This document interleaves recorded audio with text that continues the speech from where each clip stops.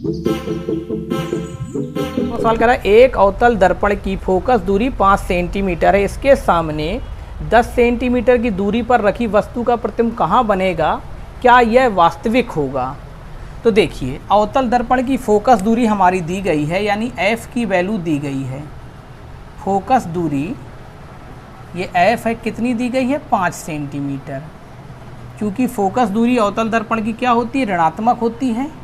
ऋणक इसके सामने 10 सेंटीमीटर दूरी पर रखी वस्तु की दूरी u होती है और u का मान सदैव ऋणात्मक। वस्तु की दूरी, दर्पण से वस्तु की दूरी होती है u का मान सदैव ऋणात्मक, आपतित किरण के विपरीत दिशा में रखी होती है। इसलिए प्रतिबिंब कहाँ बनेगा, अर्थात हमें v ज्ञात करना है। क्या ये वास्तविक होगा, अगर v का मान ऋणात्मक आएगा तो वास्तविक होगा, धनात्मक आएगा तो आभासी होगा।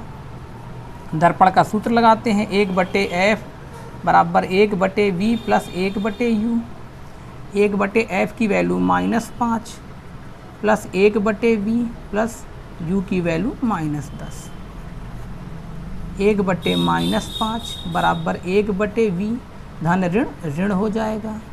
पक्षांतर करेंगे, 1/-5 ऋण का है यहाँ आ जाएगा, धन का हो जाएगा 1/10 और 5 का एलसीएम लेंगे तो हमारा 10 आएगा। 5 दूनी 10 और 10 एकम 10। ऋण के 2 में धन का 1 जाएगा, ऋण का 1 बचेगा, बराबर 1/10 1/v। तो v बराबर हमारा आ जाएगा -10 सेंटीमीटर। v का मान ऋणात्मक है, अतः प्रतिबिंब क्या होगा, वास्तविक होगा। अतः प्रतिबिंब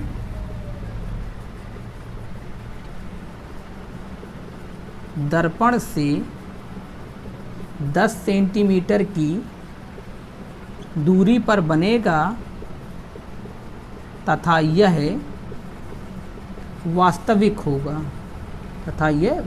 होगा, देखिए फिगर से समझें। ये अवतल दर्पण है,